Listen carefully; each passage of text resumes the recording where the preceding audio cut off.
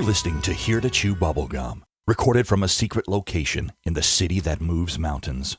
Hello, everyone, and welcome into the show. Love that opening theme music. What about you, Cronk? Oh, it's fantastic. I love it. I actually had Ned a few weeks ago. He asked me, is that a real song? I'm like, yeah, it's a real song. How was your holidays? It's pretty good. How about yours? Mine was good.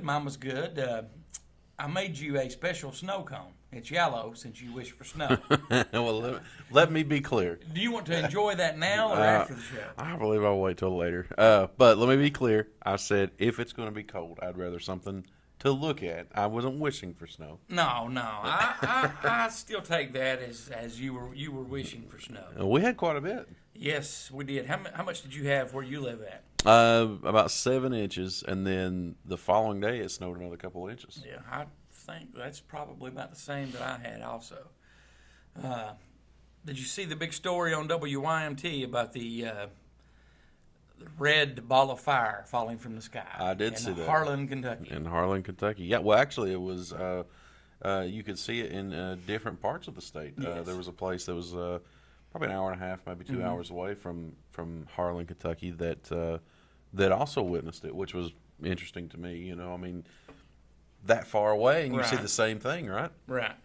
What did you think about it? What was your expertise as to what you saw? Well, I'm no expert. Let me be Okay. clear. But what I will say is, initially, yes, I did kind of agree. You know, that kind of looks like maybe we're not reflecting. But I don't know about you, Goose, but 5:30, it's kind of getting dark this time of year, Oh, right? yeah. That did not look like it was very dark. No, and it actually said that it was filmed at approximately 5:36 p.m.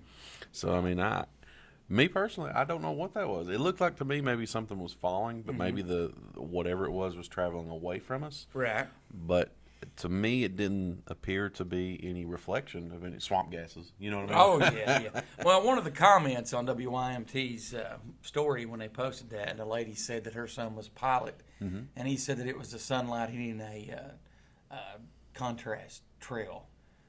Oh, the exhaust gases from the Yes, jet yeah. engines. I don't buy that. No, I mean, Because number one, like you said, 5:36 p.m., it's getting dark. yeah, and to be that color, it would have to be a little later in the afternoon. I would Right. feel. You know, you're right. I mean, that sky was still very blue. Oh, yes. To be, yes, you it know. was. Yes, it was. I don't think I had a chance to tell you yet, but there's a local guy.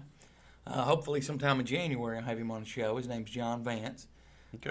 He has a YouTube page with some unexplained things in the sky that he's captured. Oh, really?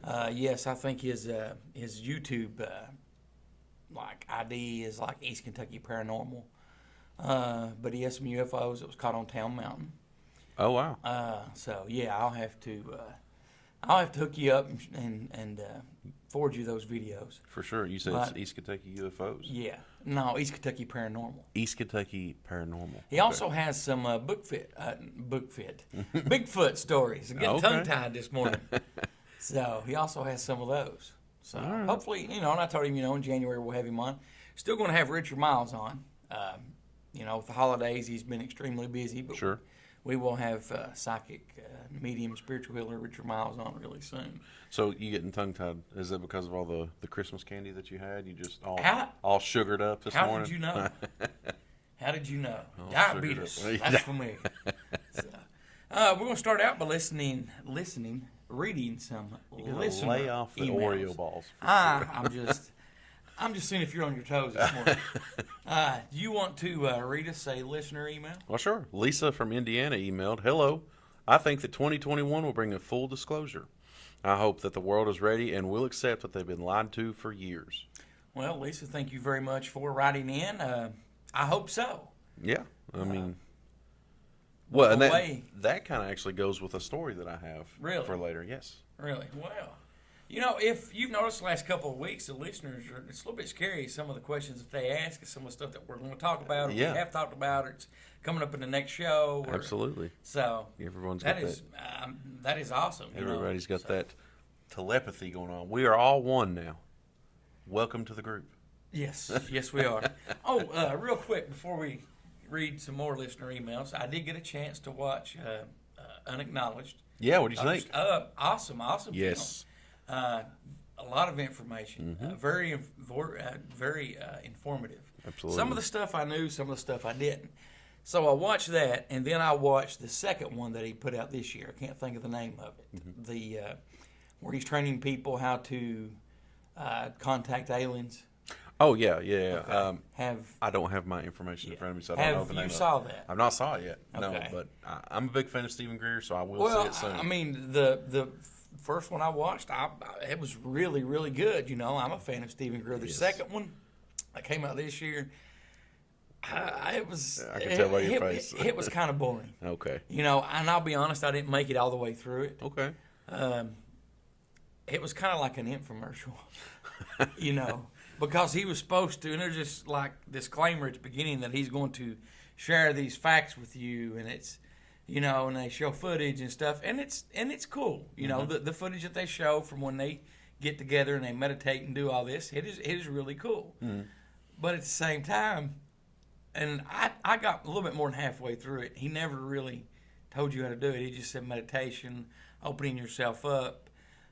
You know, and you can say, you know, come to me now, and the aliens will supposedly come to your location and let you know they're there. And Oh, really? he had this laser pointer that he kept shining in the sky, and you know, it was a little bit. Yeah. It was actually after that was. I stopped that and watched the new Wonder Woman '84. That was a lot better. Right. Okay. So, I got you. You know, have you saw the Wonder Woman '84? I have not. You have to watch that. I certainly will. Our next listener email comes from Dale from Kentucky. Hey guys, you mentioned doing some Randonautica videos. Can you tell me what that is? I know that I could have looked it up myself, but I wanted to contact you for a while and didn't know what to say. I'll listen for your answer. Thanks. Dale from Kentucky. Okay, do you want to explain what Randonautica is? Well, while I'm not exactly sure, I have been. So you're not exactly sure what Randonautica is? No, but I played Okay. it, or I've been a part of it, and I've seen some weird stuff. But what I will say, from what the best that I understand, is that it's an app on your phone. Yes. And supposedly it uses like Telepathy. telepathy or geo. I don't know, is some very large word. Okay. That Large word. yeah, that they speak of. You know, they kind of it's energy points that you know. Everyone who is in the group thinks of a certain thing, and these energy points manifest themselves, or however that works, and you travel to where it tells you to go. It gives you a GPS location. You travel there, and there are things or people or whatever that are exactly what you thought about, which is very strange. Right. And I can't wait. I can't wait to do that on the show. I think it's going to be interesting. I was hoping to do it, you know, before it got cold. You know, I got the dreaded COVID, so we wasn't able to. Hopefully, just as soon as it warms up in the next 3 months or so, we will definitely do some Randonautica, post some videos. That's basically the same thing that my research said. Basically, if you think of something, there's some videos on YouTube where this guy thought of money, and he supposedly found a big sack of money.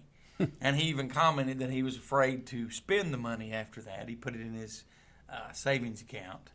But if you think of just anything you think of, it takes you to that location. Yeah, I tell you what, our producer Ned, he's played it too. I mean, Ned, is that pretty close to what it is? Pretty much, yeah. Pretty much, yeah. All right. That's I mean, thanks for the insight, Ned. Ned is a man of many words. Yes, he is. What did when you were playing it? What was your did you think it was real starting out, or did you think, this is just something for we can do to pass the time? something to pass the time, really. I mean, there was some. Well, Cronkite was with us. There was some things that were pretty weird. Yeah, for sure. I mean, We ended up seeing that light. Yeah, the UFO. That Yeah, we yeah, weren't you've talked exactly about sure. that on the Yeah, show. and what were we thinking about? We were thinking about like a helicopter or something, right? Yeah, airplane, something like that. And the area we live in there's always some sort of helicopter going over, it was weird that where it took us to and what it showed, what we saw. Right. It was about 9 minutes we zoned out staring at it. Yeah. Really? Yeah. For 9 minutes. 9 minutes. We lost 9 minutes. Why didn't you guys video this? That's what we tried to do. Yeah, we couldn't figure out why. Once we left there, we were like, why didn't we not video that? And then we realized how much time we had lost. We weren't sure what. Right. 4 people were standing on the side of the truck on the running boards and just Looking at it. looking Wow. at it. It was Well, crazy. that's something we're definitely going to do. Yes. Dale from Kentucky, thank you very much for that question, and we will be posting Randonautica videos. Cronkite? All right, useful facts from Texas asked, love the show, guys. Really enjoyed last week's show. I wish the he or she contact would agree to be on the show. I find his answers or her answers both insightful and fascinating. Keep seeking for the truth because it is out there. Well, thank you very much, Useful Facts. You may be barking up the wrong tree. I've tried that for a few months now. But I am happy with getting that he answers questions. And hopefully in the next couple of months we'll come up with some more questions to ask. Yeah. Well, I mean, for sure. And as the way the way things are popping up on the internet lately, Right. I mean, I can't imagine that that we won't have a ton of questions for him or her. Oh, and yeah. it's going to be Yeah, definitely. yeah. Definitely. Our next listener email comes from Courtney from Mississippi. Hello, Goose and Cronkite. I really enjoy the show. If you can't do a show every day, how about doing a show twice a week? I guess this is in regards to somebody messaging last Sure. week. Yeah.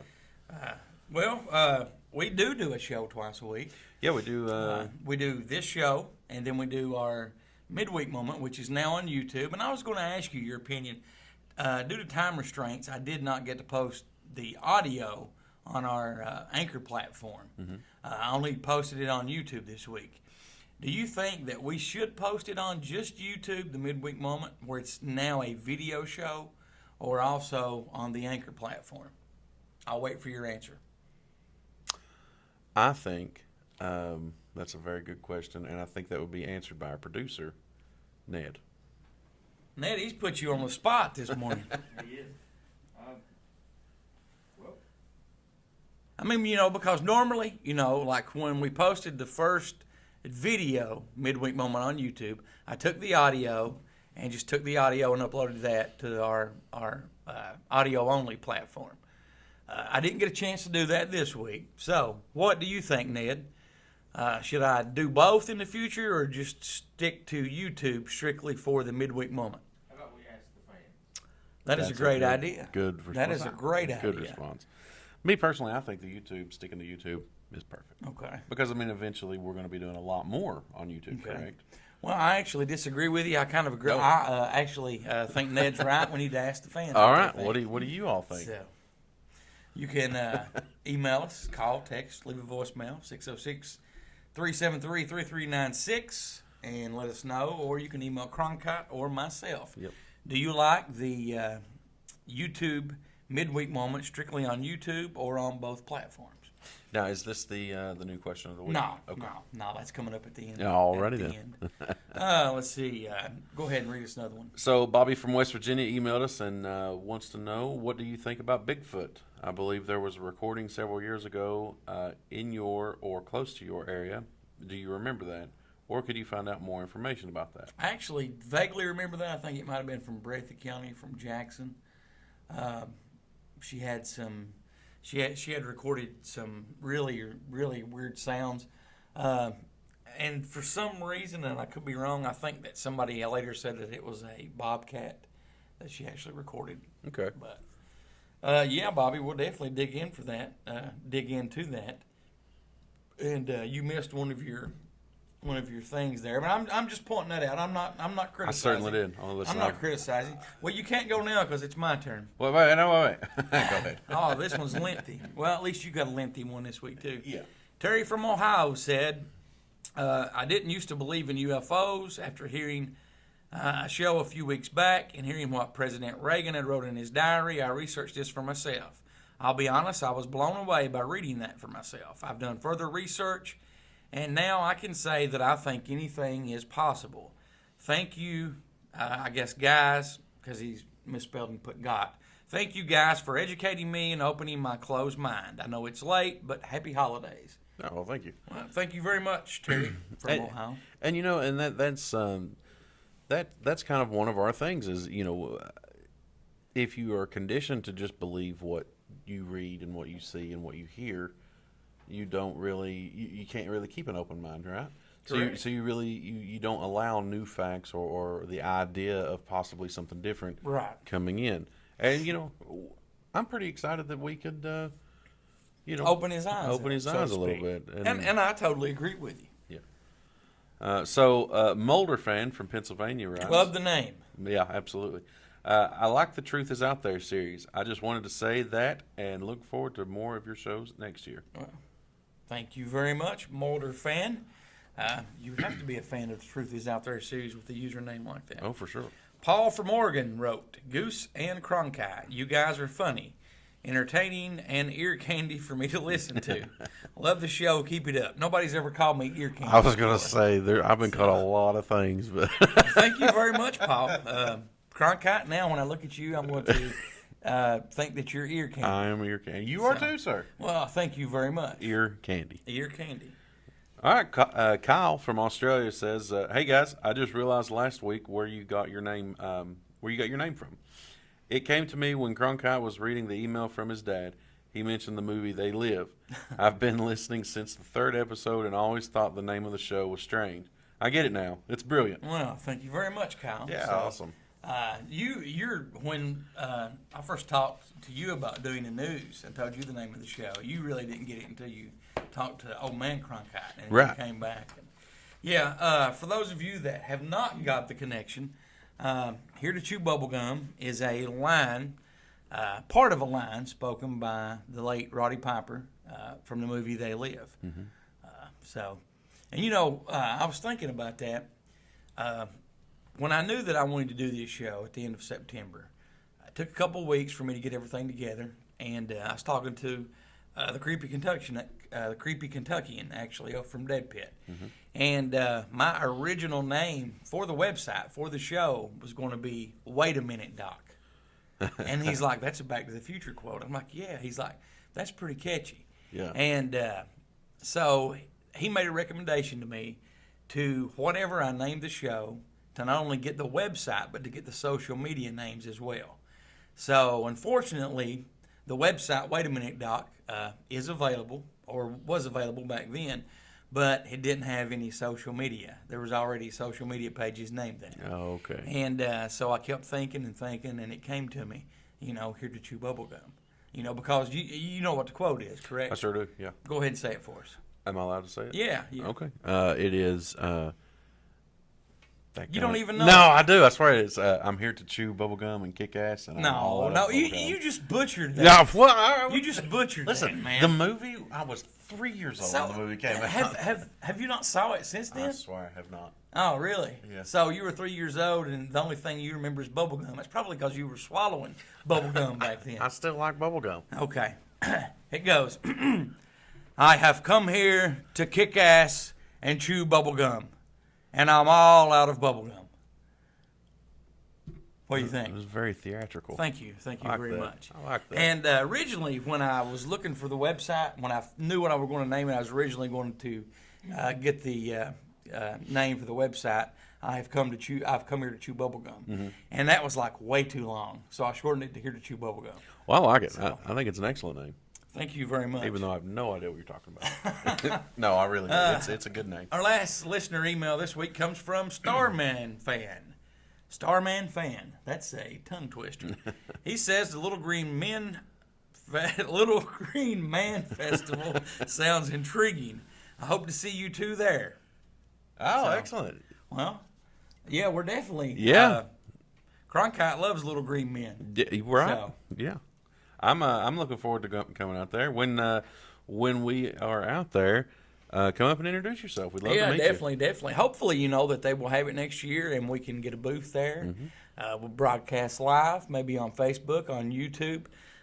You, hopefully Ned, the producer, has already said I will be there with you guys. That's exciting. So, we're definitely looking forward to that. Well, we're going to have Ned around because he's the only Definitely. one who knows a lot of stuff about weird things. Definitely. So, it's very easy for you to contact us at the show. You can call, text, or leave a voicemail by calling 606-373-3396. That's 606-373-3396. Or you can email me at Cronkite at heretochewbubblegum.com, or you can email the man sitting next to me, Goose, at heretochewbubblegum.com as well. And thank you very much for that, Cronkite. We're going to take a short break, and we will come back and discuss the year in review. What a year it has been. Absolutely. In more ways than one, really. Yeah, definitely. You know, it's been a rough, stressful year, but, you know, towards the end of the year has got better. Absolutely. And while we take a break real fast, you can go ahead and eat that yellow snow cone I made for you. I definitely will. We'll be right back. Be sure to check out heretochewbubblegum.com.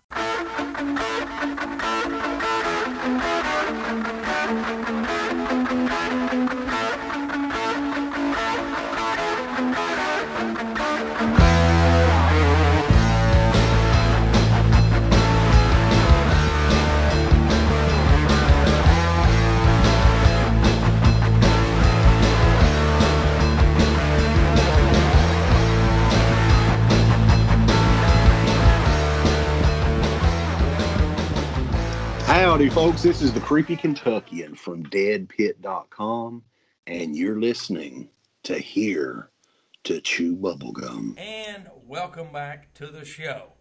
Cronkite, in this first segment, we're going to talk about 2020. A year in review. 2020 has been quite a year. What do you think about this year, Cronkite? Well, this year's been one to either forget or celebrate. I'm not sure exactly which one. I think only history will tell. Well, yes, you are definitely right. Now, some of these things, I put this segment together, and I want you to help me educate our listeners on what we're going to talk about. Now, some of the biggest things I did not mention.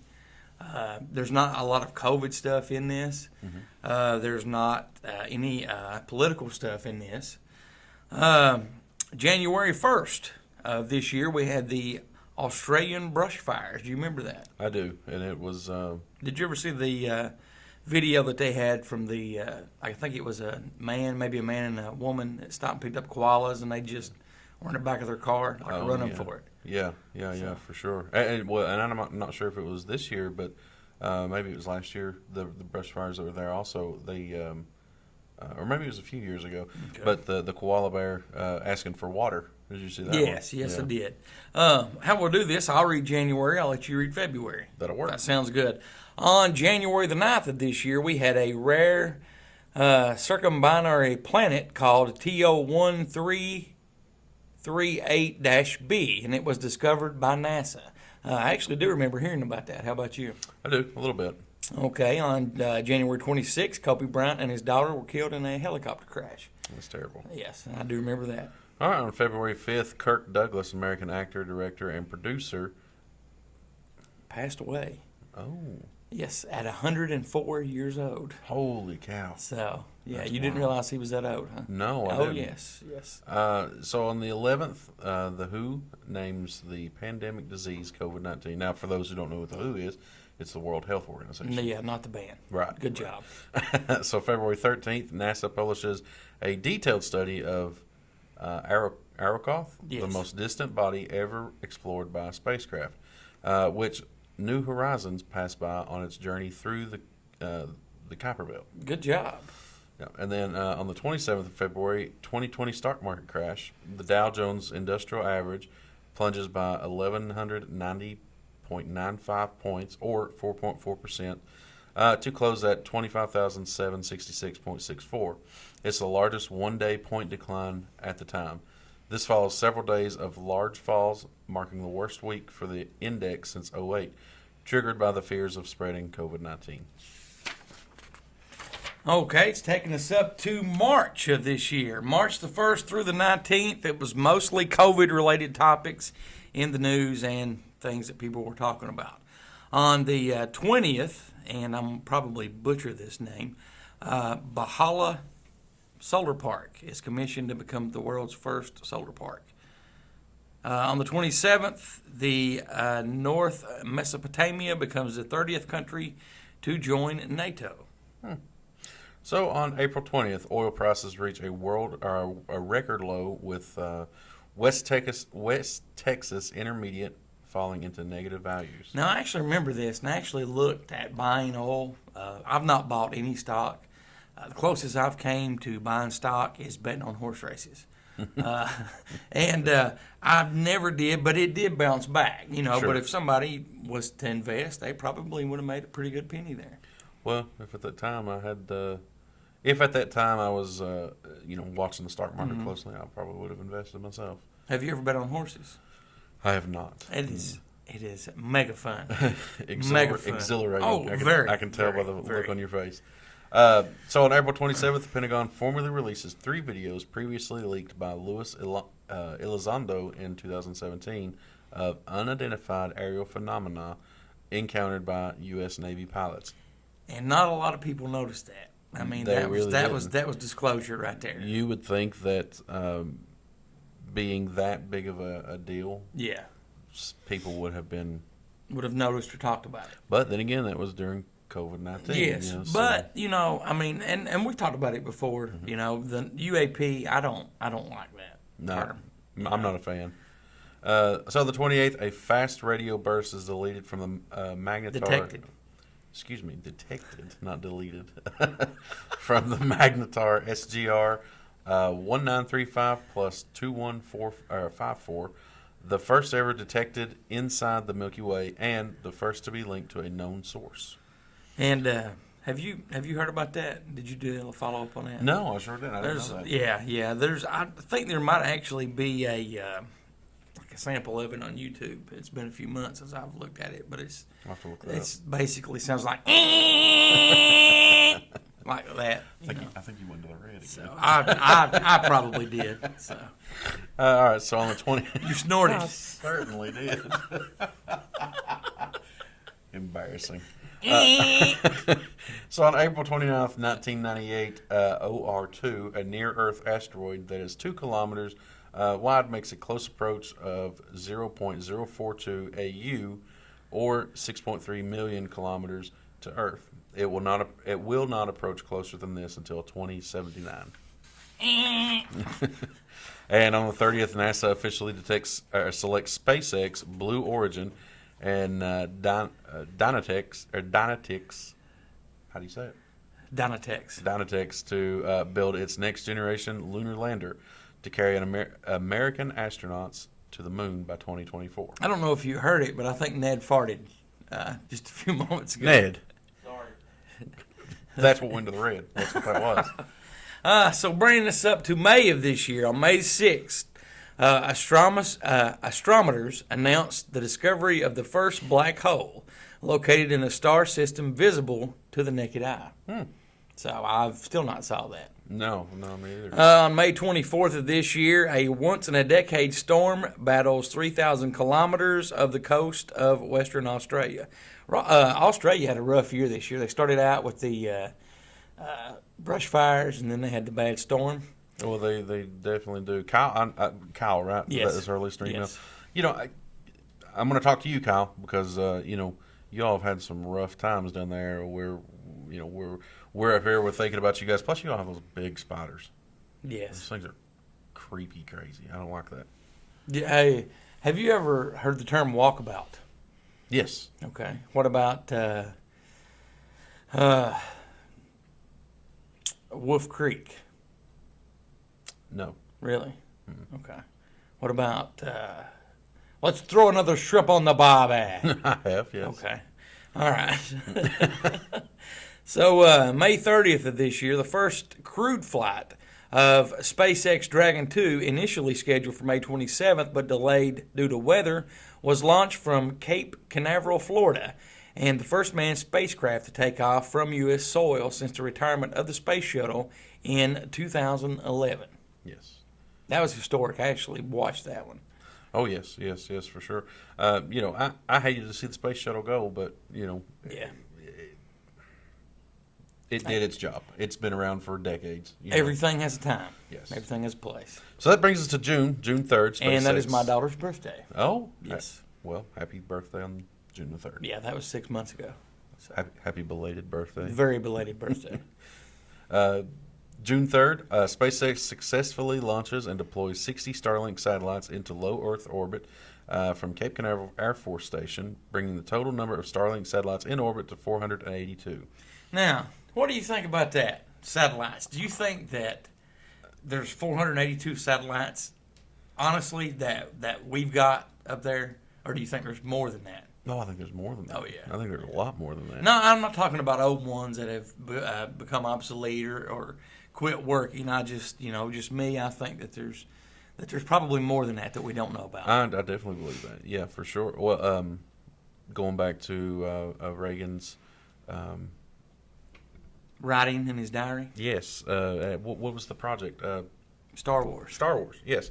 Thank you. So going back to the Star Wars project, you have to absolutely just Yeah. put two and two together there. Well, and supposedly, that was like scrubbed in 93 or 94. Yeah. So, Air quotes yeah, scrub. yeah. I mean, but it had been, and at that time, it had been in existence 10 years. So I'm sure that they had something up there. Oh, yeah, for sure. You know. So that brings us to the 21st of June. An annular solar eclipse occurred. Good job on pronouncing that. Well, I'm not going to say what I thought it was. Initially. Yeah, oh, yeah. I was thinking the same thing. And then on the 30th, China passes the controversial Hong Kong national security law, allowing China to crack down on opposition to Beijing at home or abroad. Now, I actually followed that story Yeah. a whole lot. I did too. Did you really? Because Well- I'm totally being sarcastic. No, well, I'll be honest with you. I did watch it quite a bit in the Okay. news because there was a lot of protest during Okay. this time because it was only a few years ago that the British kind of relinquished control back to China, and so the citizens of Hong Kong were used to these freedoms that they now no longer have. Right. Okay, so that's basically what that is. Yes. On July 15th, the Twitter accounts of prominent political figures, CEOs, and celebrities were hacked to promote a Bitcoin scam. What do you think about that?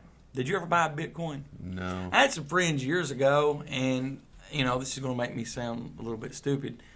This was probably 10 years ago. They emailed me. Some great guys, real good friends of mine. Cherokee Hall is one of them. Him and his brother, he emailed me. He's like, hey, we actually own a Bitcoin miner. Would you like to go in with us?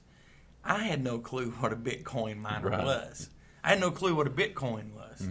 I did a little research after the fact, after they sold it, and I wished I'd got in on that. Yeah, that would have been because what was it a few years ago? One Bitcoin was worth like $27,000 or Yeah, something like that. yeah, Something so. crazy. Uh, So this Hong Kong thing, you were trying to stump me up, catch me up, weren't you? No. You were. No, I was just, honest, it was really hard to put this segment together because there was so much COVID or political stuff, and, it was really, it was just hard to put this together because, I want to stay away from the COVID because everybody knows about COVID. It played a huge role in 2020. Everybody knows about politics. It played a huge role in the end of 2020. So, on going back to this summer, July 30th, NASA successfully launches its Mars 2020 rover mission to search for signs of ancient life and collect samples for return to Earth. The mission includes technology demonstrations to prepare for human missions. If they offered you to go to Mars, would you go to Mars? Not until they at least get a nice hotel up there. A nice hotel. Yeah. Oh, well, like what? They did bring Matt Damon back from Mars. They certainly did. So- Yes, they did. So they're launching this thing they launched this thing to Mars to look for signs of ancient alien life. This kind of brings up another quote unquote conspiracy. Okay. Do you think that the ancient life that may have been on Mars are actually us? I think it could be possible. It's very possible. And I'm not talking about the new pictures that came out like a few weeks or a month ago that has the Martian base on it. Right. I'm not talking about those. I've saw those pictures. I've not read a whole lot about that. A couple of years ago, I was looking at pictures sent back from one of the landers up there, and there was some things that looked like a stoplight up there. There was several different things. And I know, they say it's rocks and the sun and formations and all that. I think it could be possible. Very so. You Very know. much so. So that brings us into August, right? Yes. So yes. the 25th of August, Africa is declared free of wild polio. Yeah. Yeah, that one, when I read that, I did like a double take on that. Yeah, that's But wild. that's actually true. The second virus to be They're all eradic- true. We're not reading you fake Yeah, we're not interview just stuff. making so. any of this up. No. The second virus to be eradicated from the continent since smallpox 40 years previously. Well, that's crazy. Yeah. That's awesome. Well, that's third world country. So. Sure. So August 26th, Amazon CEO Jeff Bezos becomes the first person in history to have a net worth exceeding U.S. $200 billion, according to Forbes. What do you think about that? I mean, I would just like to have $1 million. You think he'd give me $1 million? Oh, sure. He's probably got that in his wallet. Jeff Bezos, if you're listening, we could certainly use $1 million. Bringing us up to September 14th, the Royal, help me pronounce it, astronomical. Sometimes I get tongue-tied. Astronomical. The Royal Astronomical Society announces the detection of phosphine in Venus' atmosphere, which is known to be a strong predecessor for the presence of microbiological life. Let's see. That was first discovered to be perfectly preserved in the remains of a cave. Let's see. That must be a second one. Yeah, the date didn't print off on that. So on the 14th, they detected there could be possible life on Mars in September. Or Venus, I'm sorry. This next one, the date didn't print off, but it happened in September. The first discovery of a perfectly preserved remains of a cave bear believed to be 39,500 years old is made in Siberia in the thawing permafrost. Wow. That's an old bear. Yes, it is. Brings us up to October. October 14th, Here to Chew Bubblegum presents the first midweek moment. Oh, yes. And you are welcome. On the 18th, episode 1 of Here to Chew Bubblegum. And on the 20th, NASA's Osiris Rex. Osiris Rex spacecraft briefly touches down on Bennu, becoming the agency's first probe to retrieve samples from an asteroid, with its cargo due for return to Earth in 2023. Then on the 26th of that month, NASA confirms the existence of a molecular water on the sunlit side of the moon, near Clavius crater, Clavius, at concentrations of up to 412 parts How's per old million. man Clavius doing? I've not seen him in a while. Old man Clavius. I even I get tongue-tied on astronomical. And then sometimes I have a hard time saying paranormal. If I get talking fast. And you say it 37 times a day. Yeah, I know. So, what do you think about Clavius? I think it's a crater. I think you're correct. So on November 4th, the United States formally exits from the Paris Agreement on climate change. What do you think about climate change? I don't want to. I don't want to. My personal opinions. I don't want to bring any heat to us. Okay. So I don't know a lot about it. I mean, it's all right. We got snow on Christmas here. That's the first time it snowed on Christmas in 10 years here. Yep. Okay. Temperatures are hotter now. Seem to be hotter in the summertime. Mm-hmm. I just think that's a product. I mean, that's just goes along with it. I don't really believe all this climate change stuff. Well, so my opinion and view on it is that the world has cycles, obviously, ice ages and whatnot. When I was in school or going to the university there, I was in a geology class. You don't think that I went to school, do you? No. There was a geology class. What university did you go to? That's not. Okay, We shouldn't gotcha, talk about that. The University of Hard Knocks. Okay. We'll say that. Okay. No, so there was a geology class that we went. You know how they cut a highway through a mountain. Yes.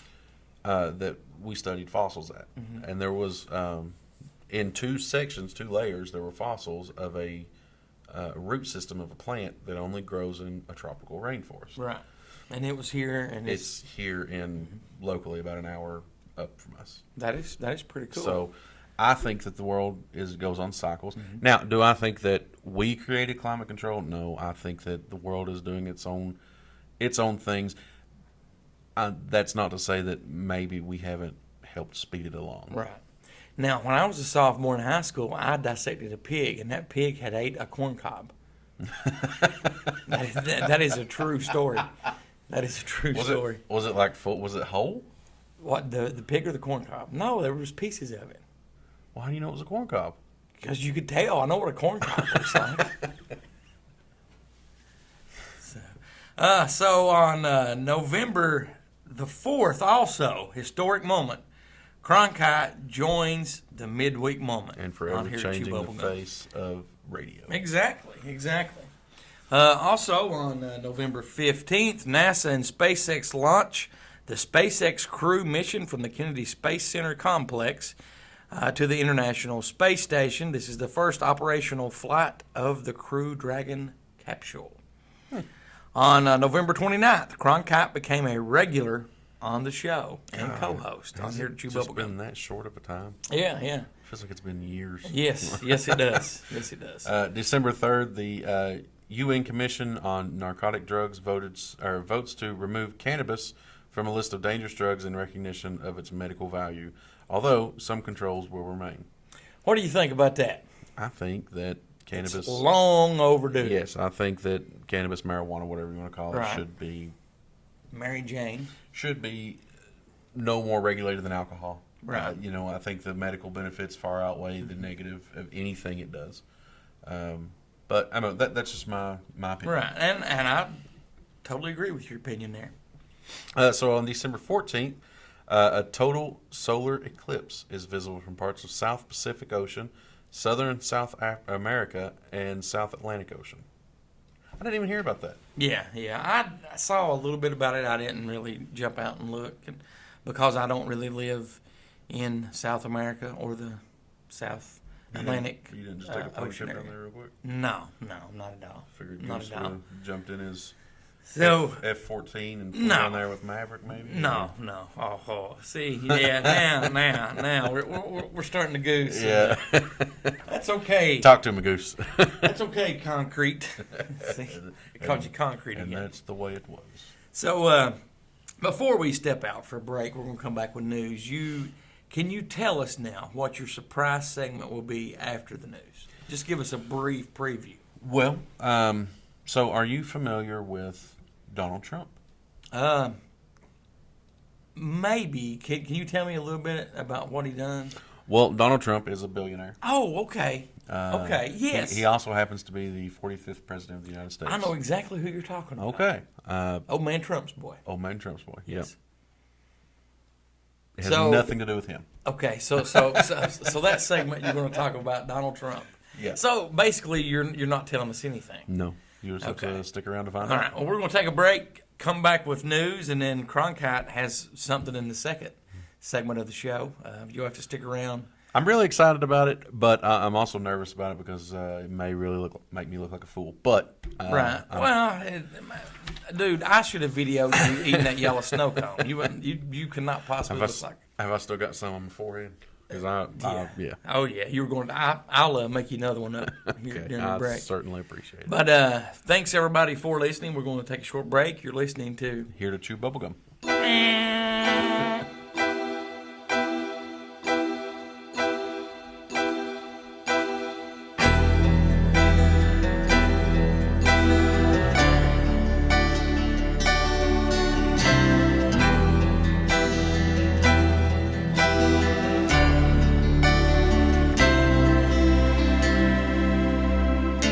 Here I am, missing you again. As I wait for you to come home.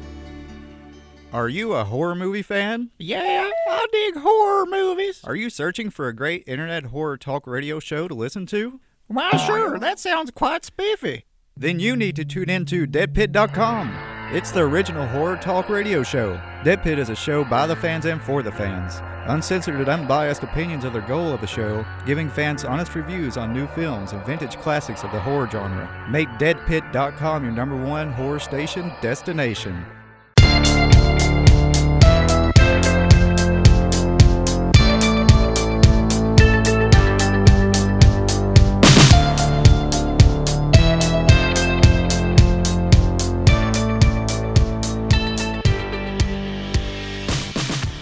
Here's Cronkite with a special news report. And welcome back. This is the news segment here.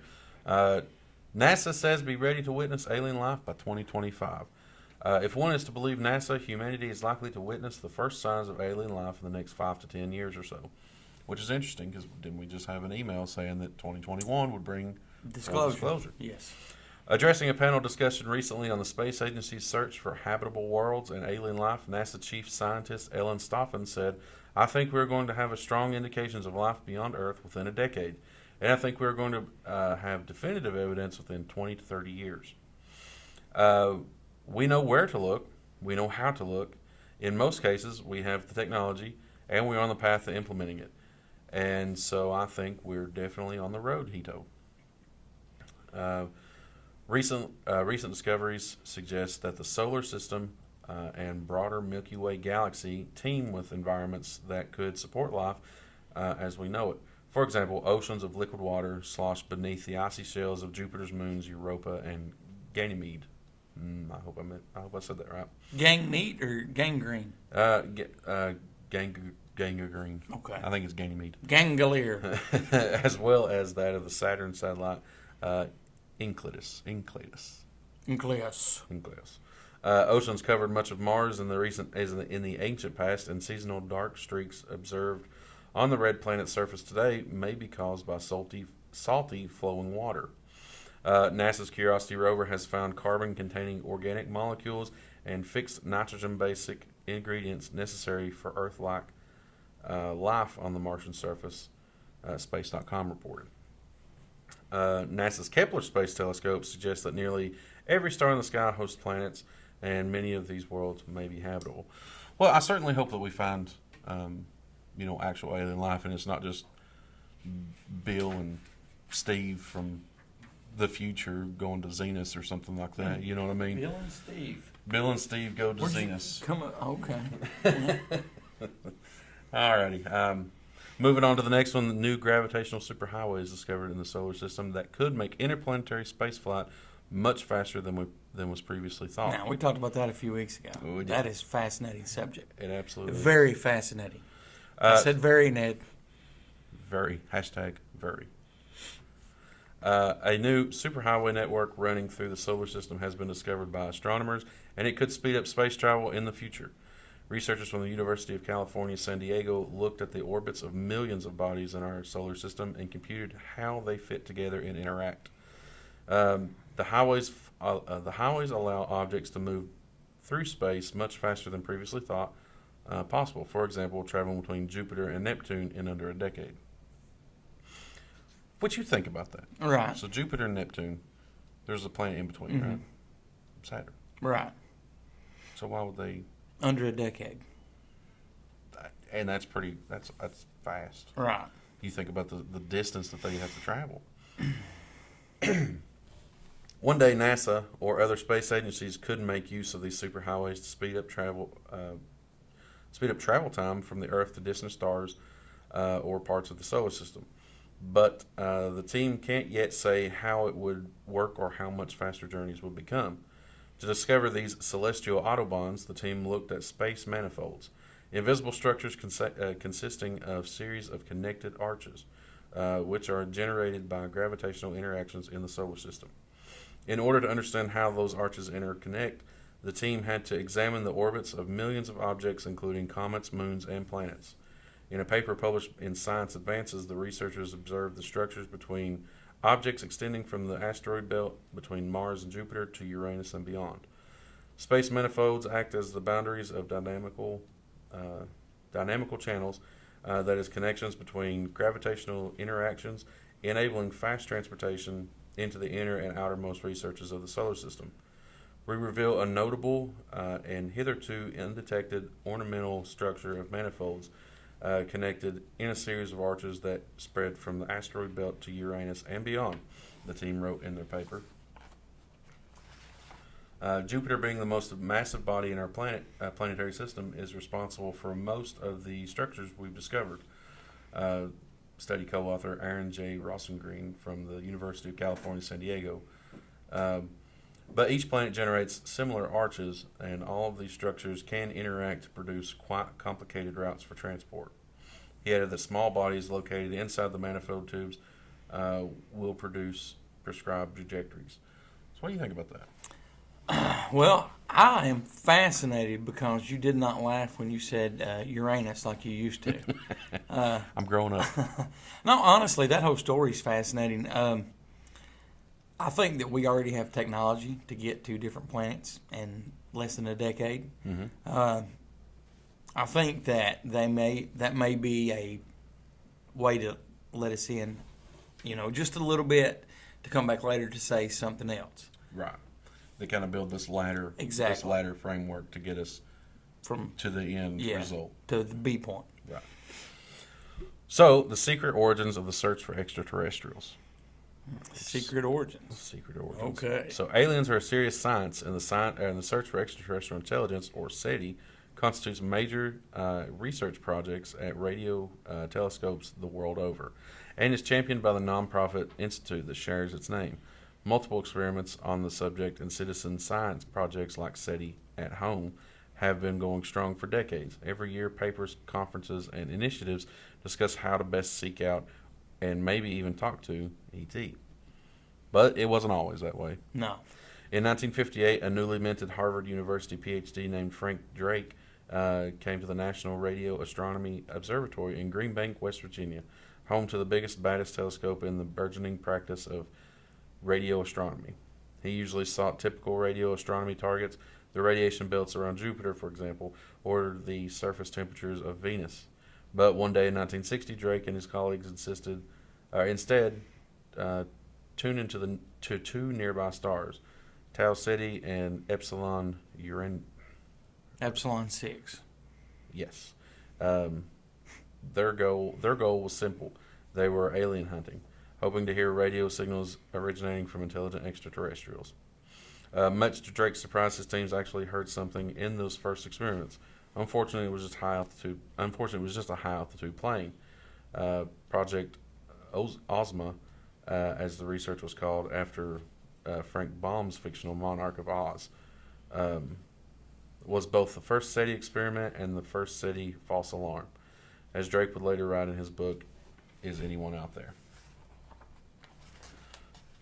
As Drake conducted his first furtive SETI searches, John Lilly, a physician, philosopher, writer, and inventor, was attempting to communicate with a different alien intelligence. He just wasn't looking quite as far away. Humans are, in fact, surrounded by intelligence. Our fellow great apes understood the rudiments of language, and creatures great and small, from elephants to crows, seem to process highly organized social structures, tool-making skills, and self-awareness. Intelligent life isn't limited to land. The octopus brain is one of the most remarkable on Earth, and its cousin, the cuttlefish, is no slouch either. But the superstars of the sea are marine mammals, especially dolphins and whales. Lilly wanted to understand and communicate with dolphins, literally, to speak their language, and his ideas were taken seriously. He founded the Communication Research Institute in the late 1950s, and he published work suggesting that his attempts to talk to dolphins were working. Have you ever petted a dolphin? Dolphins are very smart. I don't know if I've ever pet one or not. I've seen a few. I've petted a dolphin before. Didn't sneeze at you or run away? No. It actually got sad because they tried to let it give me a kiss, but it didn't. I mean, it smelled like fish. But I actually did pet a dolphin. Well, that's awesome. Where did you do that at? Let's see. I can't think. Now, see, if you hadn't asked me, I'd have been able to tell you. What is the one big island that they have? Like it's a vacation place that has the temples with the water parks? Atlantis, that's where it was. Atlantis. Yes. Okay. The The vacation. actual- No, oh, not okay. the actual Atlantis. This is the I was like, vacation resort. Do you know where Atlantis is? Is that what you're telling us? No, I do not. All right. So while Drake and Lilly were pioneering new fields, it fell into a government scientist to turn such individual efforts into a broader, scientifically diverse program. In '61, ballistics and rocketry expert J. Peter Pearman, a staffer of the National Academy of Sciences Space Science Board, J. Peter Pearman. arranged a meeting to expand the search for alien intelligence. While it wasn't officially a secret meeting, it definitely wasn't well publicized. The topic was still on the fringes of establishing research, and no one would put their career on the line to search for little green men. The fabled meeting on the October of the Order of the Dolphin wound up taking place in autumn of '61 at Green Bank.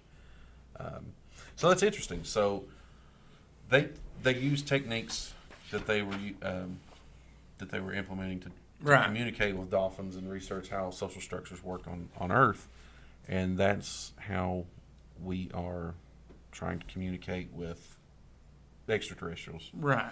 Which I guess it kind of probably makes a little bit of sense. Mm-hmm. You don't know the language or the social structure of a certain species, and there's no way you're going to be able to understand it. That's a good place to start, right? Everyone smiles in the same language. Have you ever heard that before?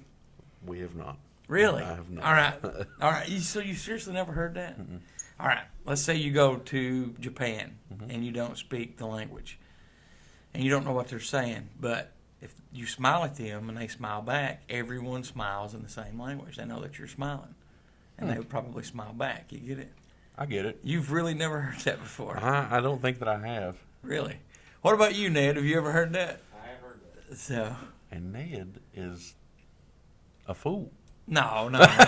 Ned is the man. Everyone smiles in the same language. What about today is the first day for the rest of your life? Well, Cronkite doesn't smile ever. I don't smile. I'm very serious all the time. I have read the book Everybody Poops. Have you seen that? I have saw that. I've actually saw that. It's an interesting book. Did it teach you? What did it teach you? It taught me that everybody Poops in the same language? Everybody poops in the same language. Okay. But not the same place, because if you go overseas, sometimes there's just a hole in the floor and you're meant to squat over it. See, I'm glad I'm not overseas. So I wish we could send him overseas sometimes. What about you, Ned? Absolutely. So, is that it for news? That's it for news. Well, we're going to step away and come back with your secret segment. I know a little bit about it, but I'm anxious to hear more about it. We'll be right back in just a moment.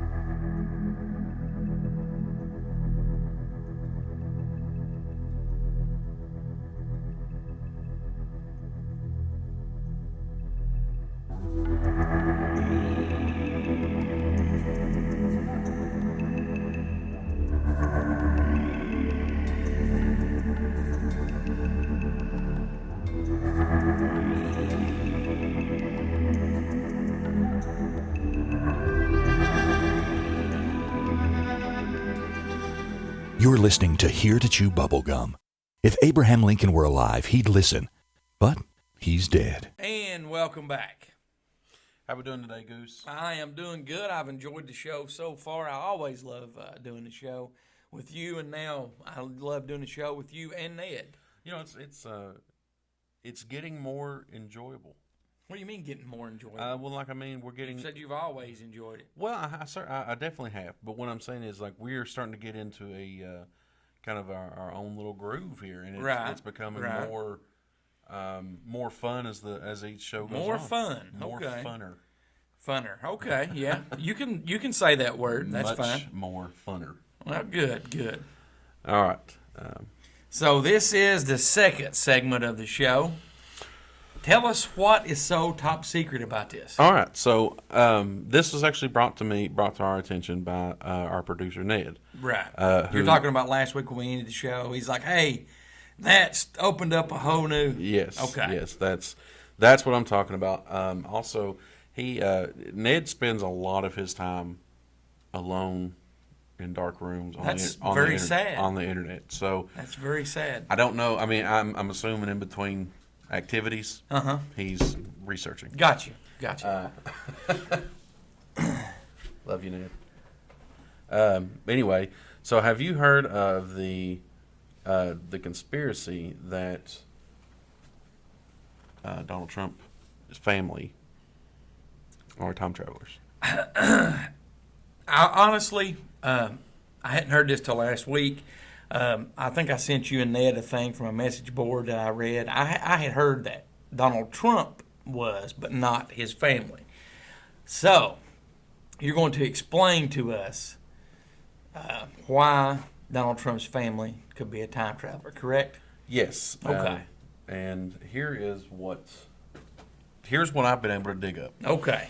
And Ned, if I'm missing anything, please feel free to jump in, because you were the one who has actually brought this to our attention. So you've done a lot more research on it than I have. I've been able to find quite a bit about it, but Ned knows this subject intimately.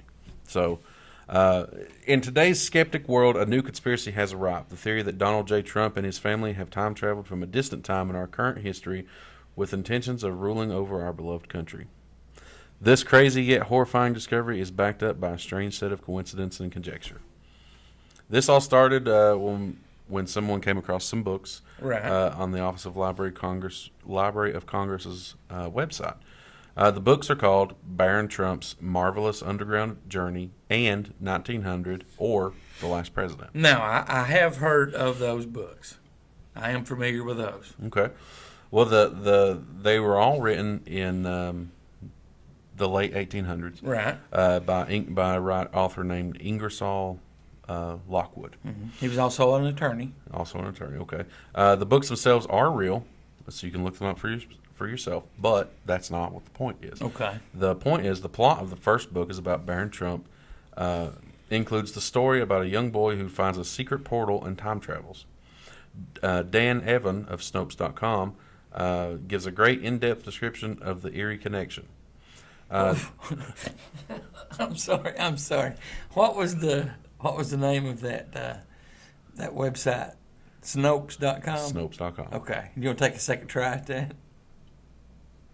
No. I saw the same word before, and I think I've pronounced it Snoops.com. Either way, it starts with an S and an N. I'm sorry. You're fine.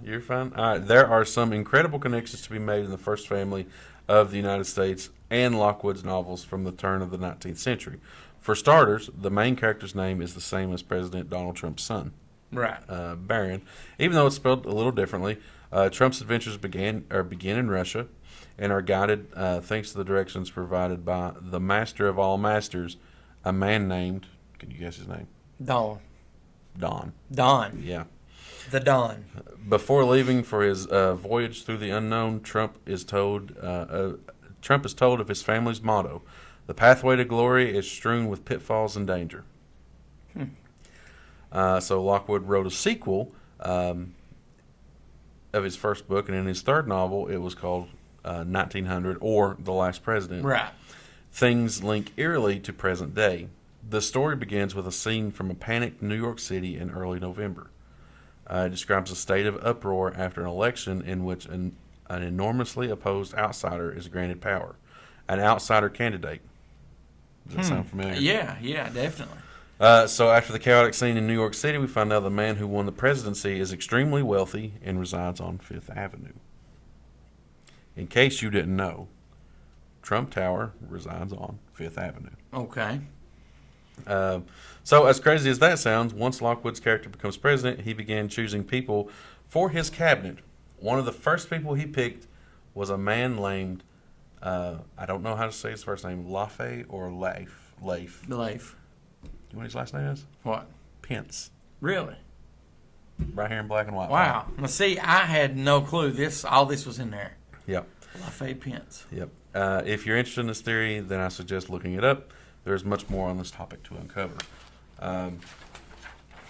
Now I'm already hooked. That's got me drawn in. Like I said, there's a lot on this subject, and I don't think that we're going to be able to cover it all in this episode. Okay, we can make it 2 parts. And I want our listeners, if they are familiar with this story, please write in, tell me some stuff that I've missed, or theories of your own on this.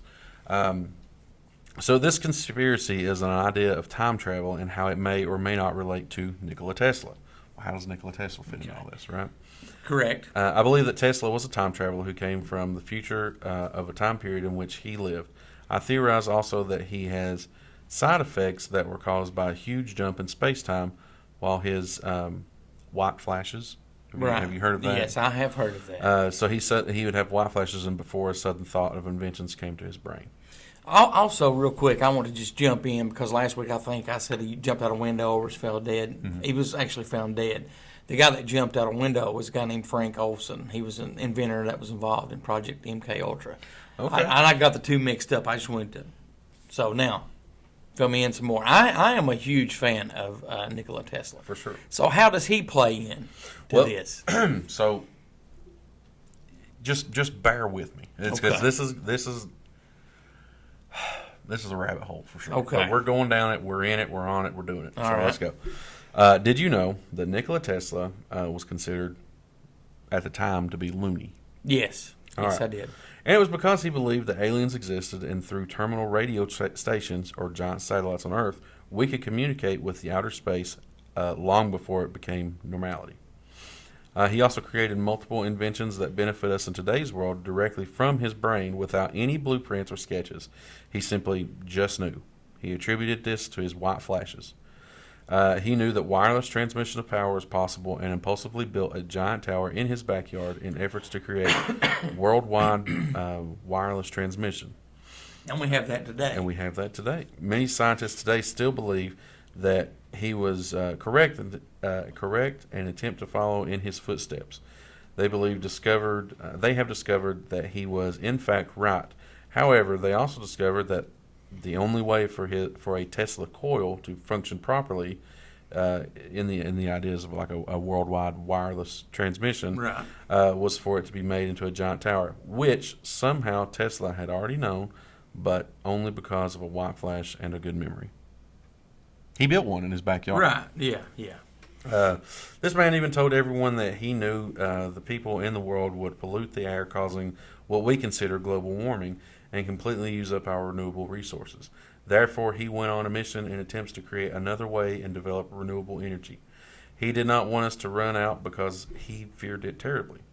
He created induction motors, hydroelectric power plants, telephone voice amplifiers, and over 275 different patents in 26 different countries. Tesla had claimed that what we call a death ray is a possible invention as well, and that he had already created one. He said he invented the machine that ran on cosmic radiation. Now Tesla was a genius. I mean, there's no. I mean, people can say that he is loony, he was crazy, but he is a genius. Absolutely.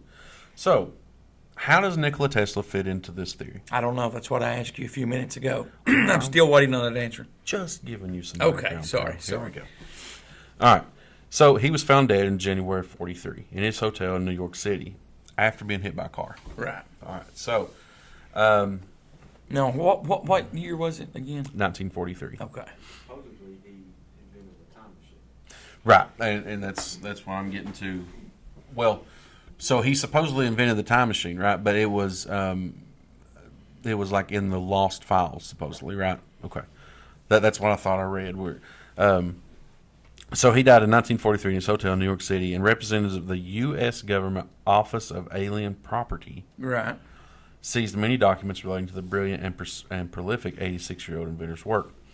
It was at the height of World War II, and Tesla claimed to have invented a powerful particle beam weapon, the death The ray. death ray. Right. So what happened to Tesla's files from there? I do know that the government took them. I don't know more than that. Okay. So the FBI finally declassified some 250 pages of Tesla-related documents under the Freedom of Information Act in 2016. They followed up by two more releases. The most recent was in March of 18. Okay. Before you read those, why would somebody classify documents of an 86-year-old supposedly loony madman for? They wouldn't unless there was something valid there. Right. I totally agree. Okay. Now, of course, they say, or the government says that it was because it was the height of the war. They were afraid that his information would fall into enemy hands, blah, blah, blah. But if you're talking about a loony 86-year-old man at the time, right, who is talking about particle beam weapons and wireless transmissions in a time where we're still... Right. We didn't even have a jet engine at that time. Exactly. So from there, they kind of released some files, but some of the Tesla files are still missing. 3 weeks after the Serbian-American inventor's death, an electrical engineer from the Massachusetts Institute of Technology, or MIT, was tasked with evaluating his papers to determine if they contained any ideas of significant value. Now, see, here's the other thing.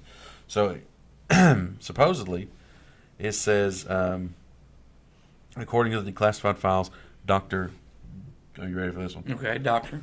John G. Trump. Really? Yes. Okay, now who is John G. Trump? So John Trump was the uncle of the 45th U.S. President Donald J. His Trump. uncle? His uncle. Okay. That's his uncle. In fact, Donald Trump, the president, was actually quoted in an interview once. My uncle used to tell me about nuclear before nuclear was nuclear. So that's, I mean, obviously he's a brilliant man. Right. So John G. Trump pretty much says that Tesla's efforts to be primarily of a speculative, philosophical, and promotional character. He said the papers did not include new sound, workable principles or methods for realizing such results. So basically he's saying everything that's in this old man's hotel room is garbage. It's garbage. Yes. But yet they declassified some 250 documents. I wonder how much is classified still to this day. That's a good question. I didn't come across it. Okay, but Ned raised his hand. So fun fact, when the government found Nikola Tesla dead, they supposedly kept his DNA. okay, Sure. So they kept So- his DNA for what? Cloning or? For They cloning. kept And supposedly- Tesla's DNA Yeah, they kept his DNA for cloning. For cloning, and supposedly in 1970 they cloned him, and someone was born in 71 that is, according to a conspiracy theory, Right. is the clone of Nikola Tesla. And I'll let you get to that because he owns a very popular company Okay. called, All right. Yeah, All right. I'll visit that here in a second. But yeah, I'm glad you brought that up because I wasn't sure if I was going to bring that into this or not.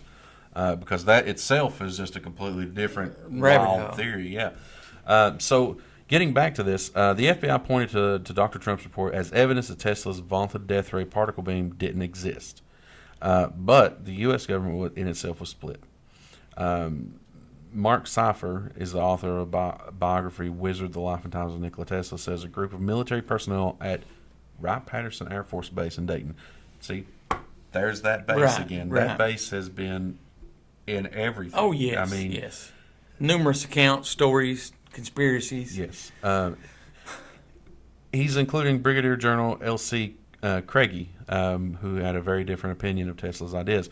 Craigie was the first person to ever fly a jet for the military. Okay. So he's pretty much like the John Glenn of the day. So Gotcha. he's got a somewhat of a pretty robust follow. You know, Right. A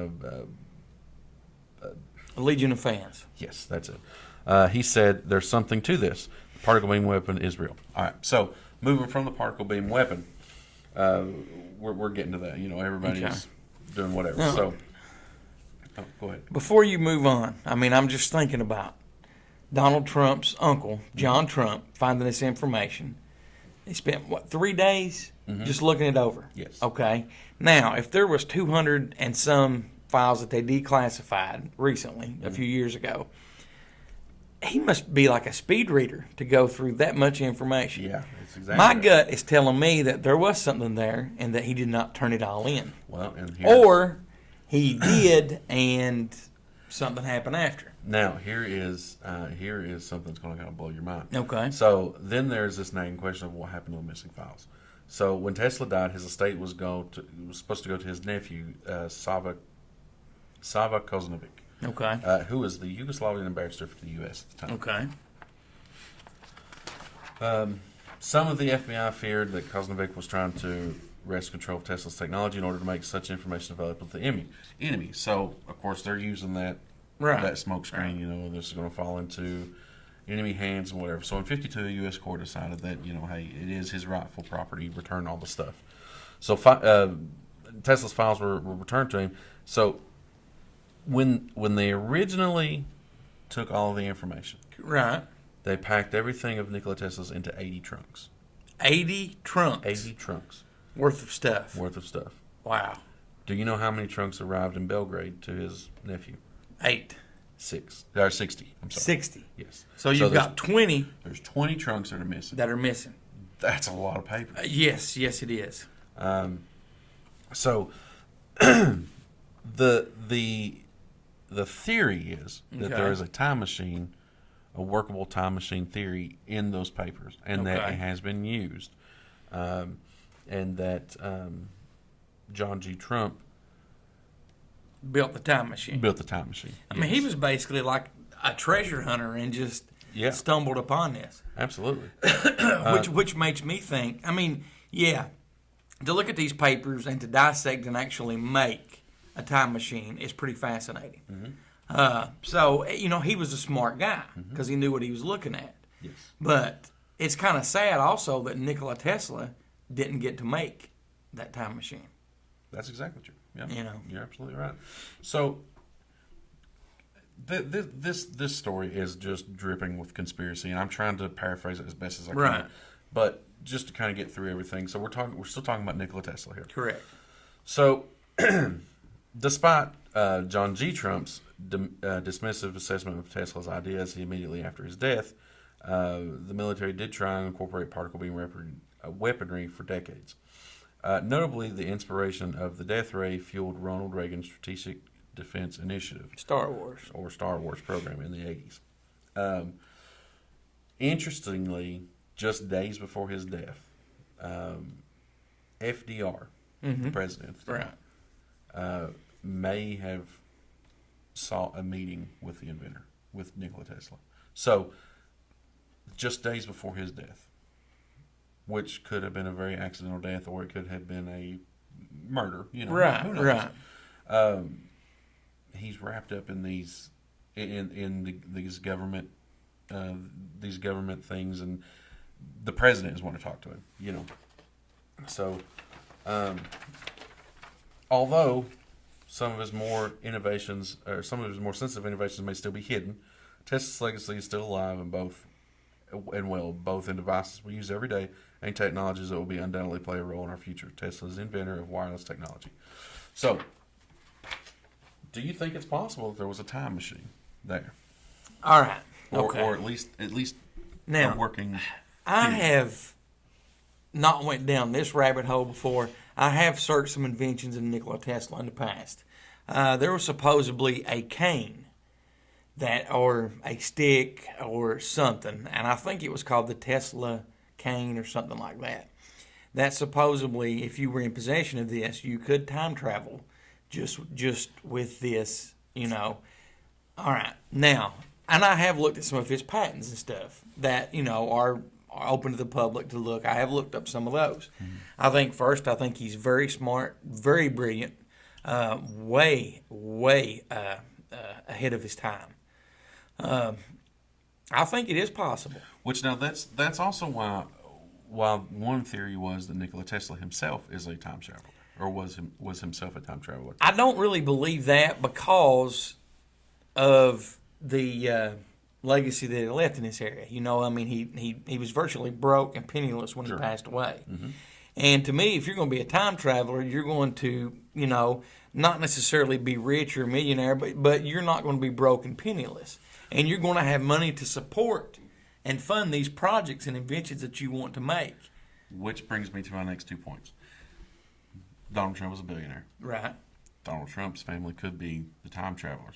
But also, what producer Ned brought up, you're going to be blown away by who I tell you the supposed clone is of Nikola Tesla. Okay. So wait. There is a clone, supposedly, of Nikola Tesla, like Ned said, that was born in 1971. 1971. Okay. Now, what I'll do is do you want to hear that part, or do you want me to go over the book first of the Baron Trump? It's entirely up to you. Let's talk about the book first, and then we'll Okay. go down that second rabbit hole. Okay. All right. So we've talked about Trump possibly being a time traveler. Correct. Or Trump's family Correct. possibly being time travelers.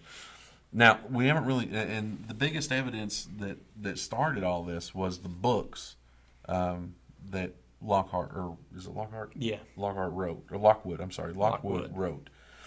So the Baron Trump novels are two children's novels written in 1889 and 1893 by the American author and lawyer Ingersoll Lockwood. They remained obscure until 17 when they received media attention for the perceived similarities between their protagonist and the U.S. President Donald Trump. Now, is there any connection between the Trump family and this author of these books? Not that I'm aware of. Okay. But I'm still actively researching. Gotcha. This story has fascinated me, and I'm still actively researching. But there's so much to it that it's going to take a while. You know what I Okay. mean? So that's what I'm saying. If our listeners want to reach out, if they know a part of the story and they want to talk more about it, please reach out, talk to us about it. I would love to know more about it. Now, in the 19th century publication and reception, Lockwood published his first novels, the Travels and Adventures of Little Baron Trump and His Wonderful Dog Bulger, in 1889. And in its sequel, Baron Trump's Marvelous Underground Journey, in 1893, the novel recounts the adventures of a German boy, Wilhelm Heinrich Sebastian von Trump, who goes by Baron Trump.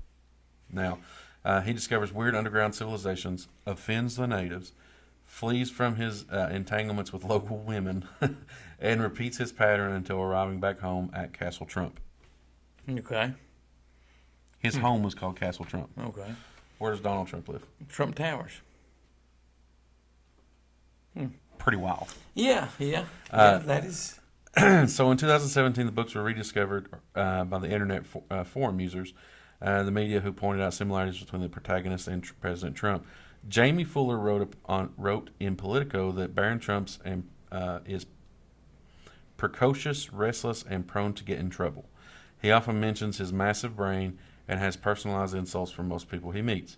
Fuller also notes that Baron Trump lives in a building named after himself, Castle Trump, while the real-life Donald Trump had lived in Trump Tower for decades. Now, there's too many similarities for this guy to be, because you had Pence named, you had, isn't Barron's mom like from Russia or somewhere like I that? think she's Yugoslavian, maybe, Okay. or Bosnian, maybe. So, But I mean, Close enough. At the time, yeah, I mean, the Soviet Union. I don't know how far it stretched, but it might Right. have been. It was Right. possible.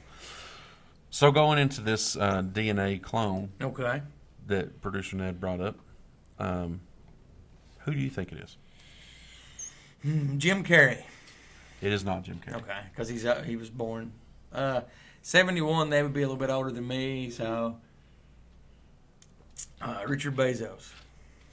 No, actually, no. It's Elon Musk, which is wild. Okay. When you think about what this guy has done, all the companies that he's owned and put together, And he owns a car company named he owns a Tesla. Exactly.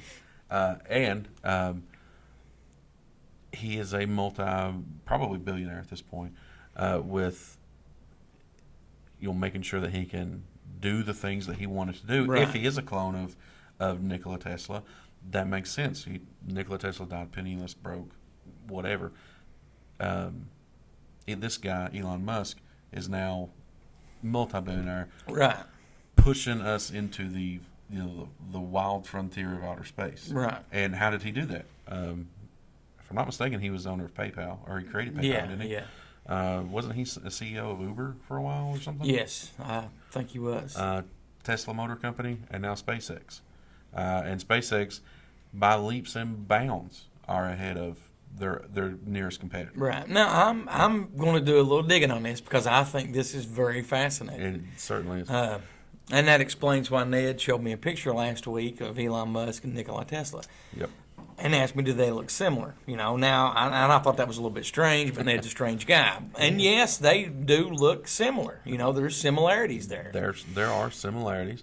So that's the other part of the other part of the theory is that the government faked his death, faked Nikola Tesla's death, swooped in, kidnapped Tesla, and kept him out of the public eye, but had him help us develop war weapons and advanced technology because he already believed in it before we did. Lastly, is believed that Tesla actually passed. They took a piece of his own DNA in order to clone him, which is where it is said that Elon Musk may have gotten his intelligent, futuristic thoughts and scientific perception. Elon Musk is that clone. The person he is derived from has many similarities, beliefs to his own. Thus, his usage of AC motors rather than DC, perhaps the that was like something Nikola Tesla preferred also. Yeah, absolutely. And perhaps the inventions that Musk has created are possibly just the lost documents from Tesla's hotel room. Who, by the way, doesn't need the lost documents because they're already there. Right. It'd be interesting to know if Elon Musk, how he gets his ideas. Is there a white flash? I'm going to do some digging on Elon Musk now. It's very interesting. Have you done any research? Because I've not done any research on Elon Musk. No, I've not done anything. Like I said, it is just dripping with conspiracy, and it's all connected, and it's all weird, and it's intriguing, and I love it, but I can't. There's just a lot to it. Yeah, definitely. There's a lot of avenues to go down here. Ned, thank you for bringing that to our attention. This has been some pretty good reading. What is your thoughts on it? Not really sure. Like, the rabbit hole doesn't end. Yeah, exactly. There's many avenues that just go everywhere. But I mean, the one thing that done it for me, like you said, Pence, Right. Fifth Avenue, Trump Tower, Towers, yeah. Just it's There's a lot of coincidences there. Well, I think that I'm going to do a little bit of research on this. If you don't have anything set for next week, for segment 1 or 2, let's pick back up with this discussion. Okay. Let's you take a subject or an individual and do some research. Okay. Ned, you do the same, and I'll do the same. All right. And we'll have a continuing story to this next week. That's exciting. If you don't mind, I would like to take Elon Musk and the author that wrote the Barron Trump books, Okay. and I'll see what I can find out about them. That sounds good to me. And you guys talk amongst yourselves, And we'll figure out or which ones work we do. together. And I mean that's very, very, very fascinating. It is. Great job on that, Ned. Great job. There is whether it actually has traction or not, there is a lot of substance there. That's There's definitely something up with the Trump books. And if okay? nothing else, just to probe your own imagination and make you think. You look up John Trump. See what Okay. things he's invented. Yep, I'll definitely check And we that out. can compare that to some of the things that Nikola Tesla talked about and see if they're. And what I'll do is I'll look up John Trump before 1943 Okay. and after 1943 to see if there's he anything. probably became a huge success after imagine so. 1943. I would imagine so. Thank you very much. We're going to step away for a short break. We'll be right back with listener text, question of the week responses, and a new question of the week. You're listening to Here to Chew Bubblegum. Do you have a Roku device? Do you want to escape the everyday? Then download the Edge TV. That is the Edge TV on your Roku device, spelled capital T, capital H, $3. Let James, Stacy, Greg, and the rest of the gang keep you entertained. The Edge TV, available now on Roku.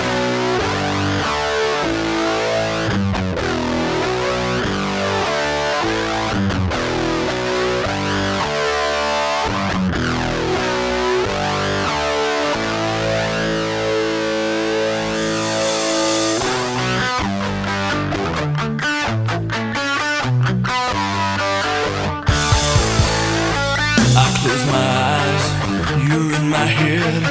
I can't stop thinking about all those things you said. I should have known it always ends up this way. Those nights alone, thinking about you. I'm sick and tired of playing your fool. Comes down to this, I need an answer today. Hello. Hello, Cronkite. Hello, sorry, I was Yawning? yawning. Oh, that's no problem. Fascinating segment there last week. I look forward to next week to adding more. Yeah, man. To that. Like I said, there's just so much to that. There's a lot to that, and I'm definitely looking forward to that. So please, anybody can jump in and add their thoughts, their some of their information or whatever. And like you said, we're going to continue. Oh, yeah, definitely. We'll definitely. Depending on what we find out, we may even add that segment to Truth Is Out There and maybe do our third installment of that next week. That is if Elon Musk and Donald Trump don't team up and come get us.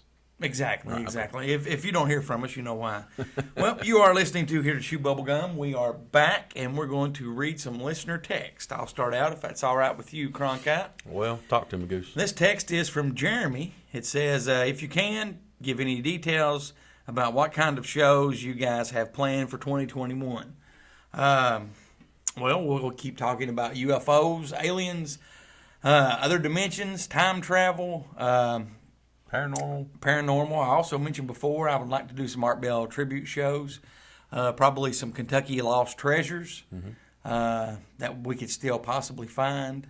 And if you guys have any ideas that you want us to do, always email us. Yeah, absolutely. Please. And you can email Goose at heretotchewbubblegum.com. You can email Cronkite. Myself, Cronkite, heretotchewbubblegum.com. We are always looking for some stuff to talk about. Definitely. Read us the next listener text. All right, so Brian writes, it amazes me how you guys can talk pretty much about anything and make it interesting and funny. I can tell that you are knowledgeable about the subjects you discuss. I've been listening for a couple weeks, and once I got past the accents, I was hooked. Thank you for entertaining me. 2020 has been rough for sure, and I hope that the new year brings better things, and please don't stop doing the show. Well, I don't think we're going to stop doing it anytime soon. No, and, definitely. I get it. The accents, we are deep, I backwood. I think that we're ear candy to some people. Some people we are ear candy. Some people we are just go. Thank you very much, Brian, for that text. Our next one comes from Chili Willie. Love the show, guys. I hope that you two had a good holiday season. I'm a new listener. Just wanted to say hello. Well, hello, Chili Willie. Hello, Chili Willie. UM fan 1994. In the area that you live in, are there any military bases nearby? Through my research, I've noticed that areas with military bases have more UFO sightings versus areas that don't have any bases. We've got, one about an hour and a half in Richmond? About an hour and a half. But see, there was a few years ago, I read a story that there's possibly one buried submerged in a lake close by here. Really? Yes, and I will do some digging on that myself. Yeah, I would like to. Because when he said that just now, I just remembered it. So, a military base in a lake close by. Allegedly. Now, is it in the same county that we're in? It is not in the same county. Okay. But it is the next county over. Okay. Yes. Well, that lake's not too deep, though. I mean, there's parts of that lake you can walk across. I agree. I know. But but if there was a base there, you would want places that are shallow that you could walk. Mm-hmm. Huh. Well, I'll do some digging on that. Yeah, I had never heard that. Yeah, definitely do some digging on that. Our next one listener text comes from Mr. 411.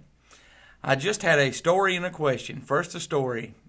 I guess years ago when I was in grade school, I saw a UFO in the sky. It had 4 lights on the front of it and changed colors from white, blue, red, yellow, green, then back to white. When you were describing what Jimmy Carter saw and you both saw similar UFOs, I knew that I had to reach out and share my story with you. Because I guess he's, that's the same colors that I saw and that you saw and Jimmy Carter saw. Someone Ned saw too. Yes. Now my question. It amazes me how many non-believers there are. What do you guys think about non-believers and closed-minded people? I think everyone has the right to believe whatever they want to believe. Absolutely. And when people have experiences that are close to them, that kind of changes their beliefs a little bit. It does, and closed-minded people, open-minded people, it doesn't matter. It takes all kinds to make the world go round. And just don't try to tell me that I'm being ridiculous because I have an open mind, and I won't tell you that you're being ridiculous because you have a closed mind. Don't you tell me I'm being ridiculous.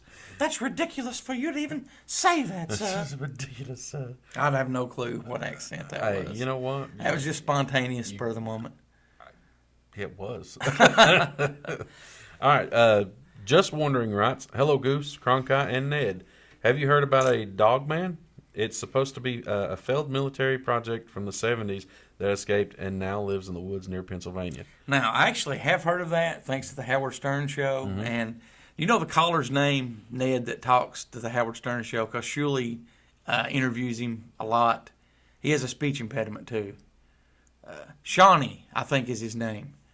That's what they call him. I have heard of that through that. But he talks about it, the Dog Man. Well, that's interesting that Just Wondering brings that up, because actually one of my news stories for next week, and you'll find out more about it on the Midweek Moment, but has to do with The Dog Man. werewolves. Well, that's very fascinating. The last one I have is Philip. I love the show and love the music you play during the show. Thank you very much, Philip. And we do play the music of Flannery during the show. All right, Christine writes, I'd like to hear more stories about time travel and other dimensions. Well, I do love talking about time travel and other stories. There's so many stories out there that are obviously fake. There's so many out there, like you take John Teeter, for instance. I've mentioned him briefly on some of the earlier shows. He's got so much coverage. And I like to find the little known stories, you know, and go from there, like I do about UFOs and aliens, Yes. you know. What about you? What's your favorite time travel story? Or would you like for us to do more time travel stories? Time travel stories kind of fascinate me. But I would have to say right now, as of this moment, the possible Trump time travel story is my favorite. Oh, definitely. I'll have to pick that one too. Let's see. Before we read let's go ahead and read our question of the week responses. I'll put this over here. Okay. Our question of the week last week was, do you like the new video format of the Midweek Moment on YouTube? This is not a question of the week, but should we just post a Midweek Moment on YouTube only or on both platforms? You can email, call, or let us know.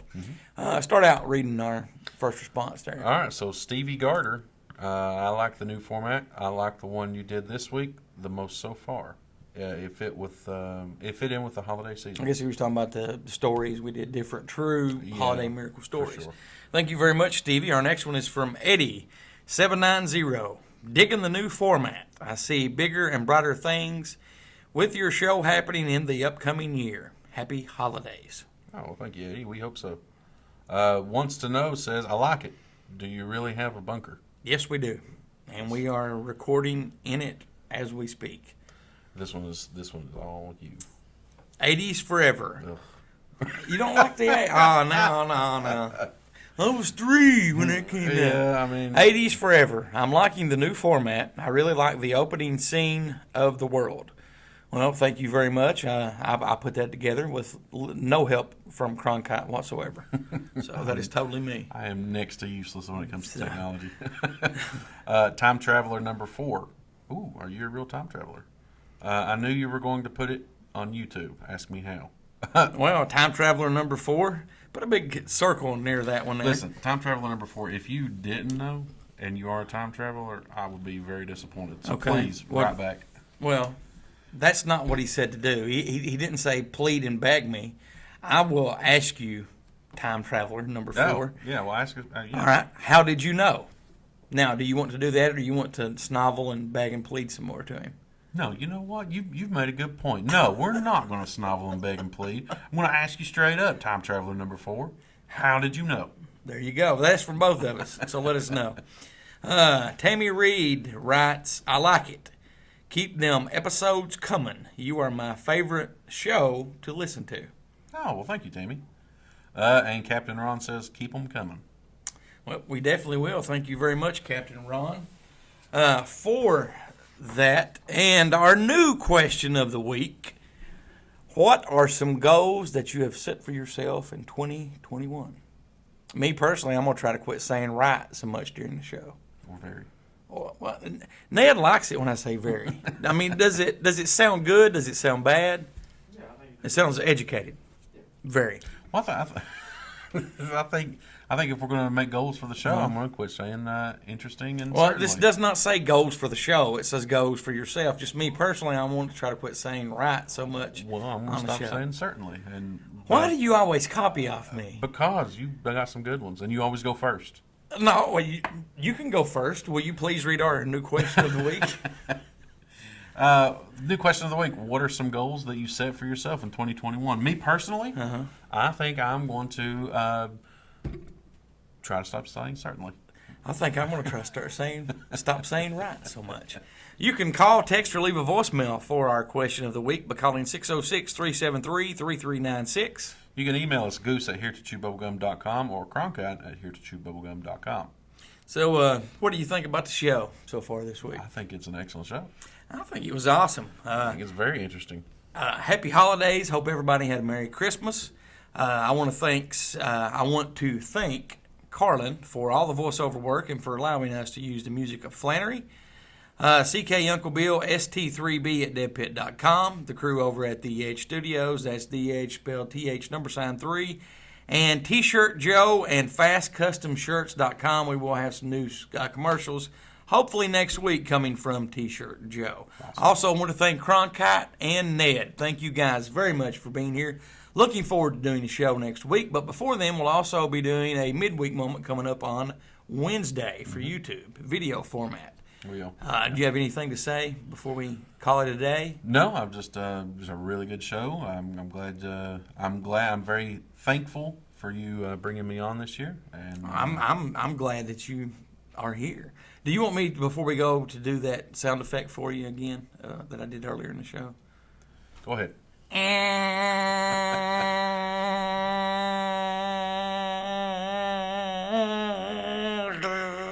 All right, now Goose has passed out from lack of oxygen.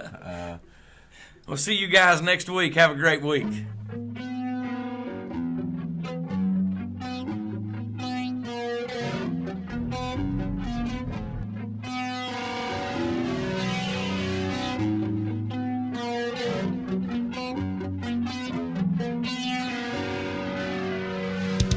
Thanks for listening to Here to Chew Bubblegum. Tune in next time as we dive deeper into things the government doesn't want us to know.